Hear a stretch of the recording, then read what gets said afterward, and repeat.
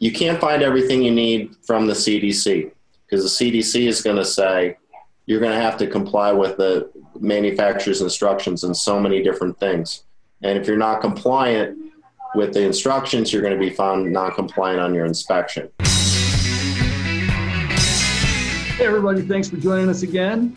I'm really happy to be talking to Dr. Stephen Haywood. I found Dr. Haywood because I came across your short, quick blogs on compliance for the Baltimore County Dental Association, and I just thought those were really helpful. I just reached out, and you were gracious enough to take my call.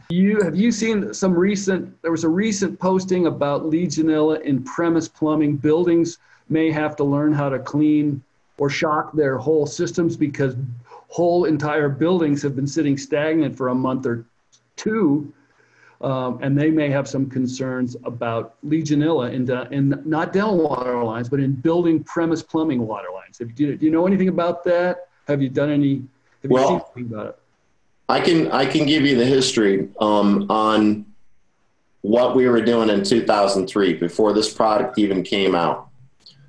Before there were any clear guidelines on waterline maintenance.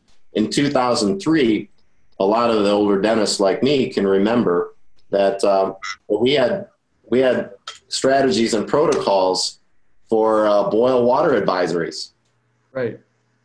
So we could be getting sewage through our water lines, and communities have struggled with this over the years. Public water supply has always been at risk occasionally for drinking water contamination. So we can't trust what comes through those lines. And like you're saying right now, what can grow in those lines if those lines are left stagnant? And there's no clear guidelines for how you're supposed to even flush those things. This is why we're relying on the self-contained water systems, but there are plenty of people that are still using city water. Right, and they're out of luck when it comes to a boil water advisory, which COVID could present if the building premise plumbing has been sitting for 2 months. Right, that could be a boil water. Yes, there's that there are instead of having there are treatment systems that are basically a silver ion dispersal system. You can have filters and such. But how's a silver ion dispersal system going to work in a whole water system fed off of if there's a boil water advisory? It won't. It won't. So you're not safe. I mean, you're kind of in compliance by treating your water with the silver ion sort of thing for an entire office, but you're far better off having self-contained water systems. And so it's not a concern for us. We've got a self-contained water system if we felt really concerned about it. We do more than the 20 to 30 second flush that required before and after every patient for the water lines. We might have to do a shock, things like that. But how do you take care of an entire building water system when it's been left? How is that even possible? So, wow. I didn't even know what you do. Test. You probably have to test. So I think public water districts, they have protocols in place for when there is, failures. They look for animal contamination. They do a total coliform count. If there's any E. coli, or that's what they're looking for, if there's any animal contamination, they turn up the chlorine and up to 6 parts per million. They essentially shock their whole system. They don't really care about the water in your premise, in your house or your office. They care about the water that they treat for their whole population. That's their job, right? And they'll shock their system, turn it up for a while, and then bring it back down to the normal 1 part per million of chlorine that they like. And then they'll retest at 10 locations upstream and downstream from where the breach occurred until they're back in compliance. And generally that works. They can get there. And I think that's how they end the boil advisories too. I'm not the expert there. Well, in the CDC document from 2003, they didn't take responsibility at all for guidelines there. They said, well, run your line from 1 to 5 minutes. And what happens in 1 to 5 minutes? Is that going to flush your entire system if you've got coliform bacteria in it? Right. It's very, very non-specific. So I think you're far better off having a contained system, and your on-premise water, you're always at risk. You would have to test. And I would say the best way for you to do it is flush the lines. Follow whatever your local water supply company advises, but then flush and test. And you'll have to test. You have to provide that clean water if you're using a city system.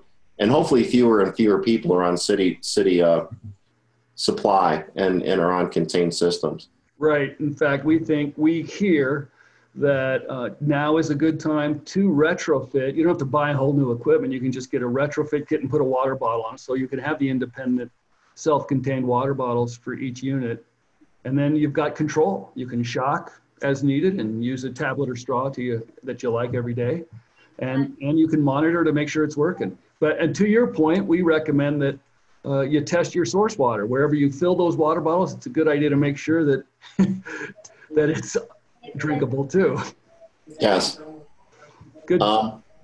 With the CDC still recommends that you follow the manufacturer's instructions on your self-contained water systems or your water supply, on your equipment. And it's interesting when you do buy a system or when you're operating a system and you can't remember where the maintenance guidelines are, you're going to have those for the inspectors too. Because the companies will vary in what they recommend for the treatment of their system, for the maintenance of their system. So you're really going to have to be careful before you even buy a system to make sure that their maintenance protocol is going to be something you're willing and able to do. Again, that's a very good point. Mm-hmm. A dental unit, a dental delivery unit is a medical device, and the FDA is going to require these manufacturers to show how to reprocess it, just like an endoscope, between patients to prove that it's safe from one patient to the next.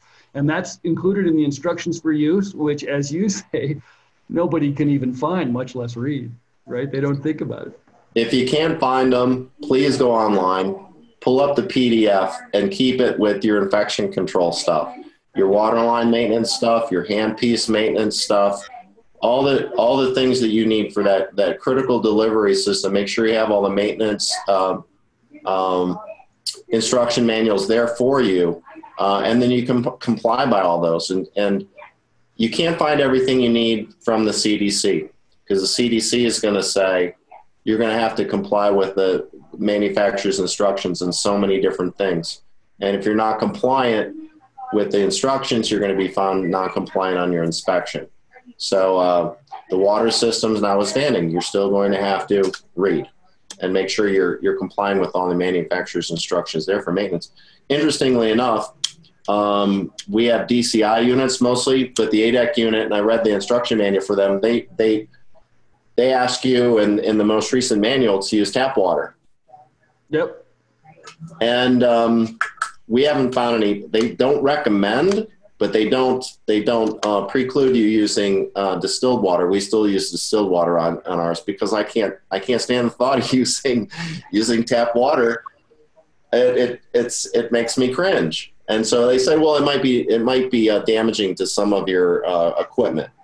And we haven't found that to be the case over the last 10 or 12 years that we've had the nothing's failed. So, and we see it isn't their first option for water supply, but we can't see any other way to do it than to have distilled water that's in office. You bring it in, it's commercially bottled distilled water? No, we have one of the available distillation units, and it's just far more convenient. Got it. Not to go to the grocery store. Very good. More good advice from Dr. Stephen Haywood. Thanks very much for all of this today. Thanks for your time. Hey, you're welcome. It's a pleasure talking to you. It's been very enlightening. I reserve the right to do it again, to bug you from time to time for more advice. You absolutely, you may. And Yeah, I've made my number available. If anyone needs to give me a call, and we'll or give Mike a call, and then you can forward them to me if they have any extra questions. You want to give your number out? Sure. Yeah. My direct number is 410-258-7275. Just leave a message, and be happy to answer any of your questions that I can help you with on infection control. It's very gracious of you to do it, and I know you take calls because I've had several guys call you out of the blue, and you've been very accommodating for everybody. So thanks very much for that. Quite welcome.